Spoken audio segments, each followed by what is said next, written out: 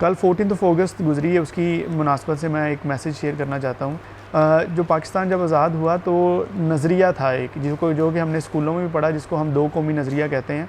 तो अगर हम ये देखें तो वो एक नज़रिया जो था उसको इतना स्ट्रॉन्गली हमारे बड़ों ने अडॉप्ट किया कि यानी कि हिस्ट्री ऑफ मैनकाइंड जो उस वक़्त या उस वक़्त से लेकर अब तक कोई भी मुल्क जो है इतनी जल्दी आज़ादी की तरफ नहीं गामज़न हुआ, और आखिरकार दो स्ट्रॉन्ग नेशन से, हिंदू और अंग्रेज़ों से उन्होंने आज़ादी हासिल नहीं की जिस तरह के पाकिस्तान ने किया। It was a miracle. ये एक अल्लाह ताला का मैं कहता हूँ कि मोजज़ा था कि पाकिस्तान इस तरह आज़ाद हो गया। जब कायदे आज़म या हमारे लीडर्स जो हैं वो पाकिस्तान की आज़ादी की बात करते थे तो हिंदू और अंग्रेज़ उनका मजाक उड़ाते थे। इसी तरह अब हमने अपने जो नज़रिया है, जो हम अब बहुत उसको भुला बैठे हैं, जो दो कौमी नज़रिया था जिसका मतलब हमने ये लिया था कि पाकिस्तान का मतलब क्या, ला इलाहा इल्लल्लाह, हम उस नज़रिए को भुला बैठे हैं। उसको हमने प्योरीफाई करना है, और प्योरीफाई करके इसको हमने तकमील तक लेके जाना है। और तकमील पर लेकर हम ऐसे जा सकते हैं कि जैसा कि इस नारे को, इस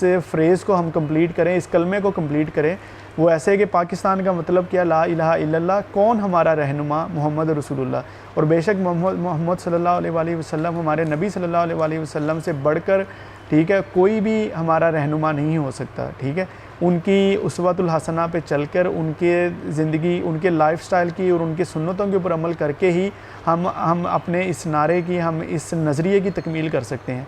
मसला यह है कि जहाँ तक पाकिस्तान आज़ाद हुआ उसके बाद से हम नज़रियाती तौर पर बहुत एक कह लें कि मफलूज कौम हो चुके हैं। ठीक है, हमने हिंदुओं से आज़ादी की, उनका लाइफस्टाइल अभी भी हमारे अंदर है। हाँ, लेकिन हमने जो है नज़रियाती तौर पर हमने जिस कलमे को बुनियाद बनाकर हमने आज़ादी हासिल की, नज़रियाती तौर पर हम उस पर अमल नहीं कर रहे। आई एम सॉरी टू से, और दैट्स द हार्श रियलिटी। ये एक तल्ख हकीकत है, और हमें चाहिए कि हम इस कलमे को अडॉप्ट करें और अपनी नबी सल्लल्लाहु अलैहि वसल्लम को अपना रहनुमा माने, कंसिडर ना करें, तसव्वुर ना करें, सिर्फ माने।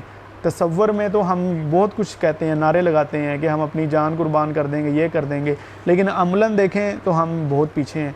तो अभी टाइम, वक्त इस चीज़ का है कि हम अमलन जो हैं इस कलमे को और नबी सल्लल्लाहु अलैहि वसल्लम को और शरीयत की जो तालीमात हैं उसके ऊपर अमल करें, और इसी से हमारी फ़लाह और इसी में हमारी फ़लाह और तरक्की है। ठीक है, अपना और अपने प्यारों का और इस चैनल का ख्याल रखिएगा। बहुत शुक्रिया। अल्लाह हाफ़िज़।